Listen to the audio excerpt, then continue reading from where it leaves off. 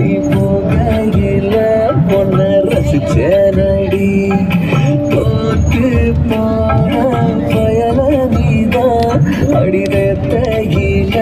அதை ரசிச்சேன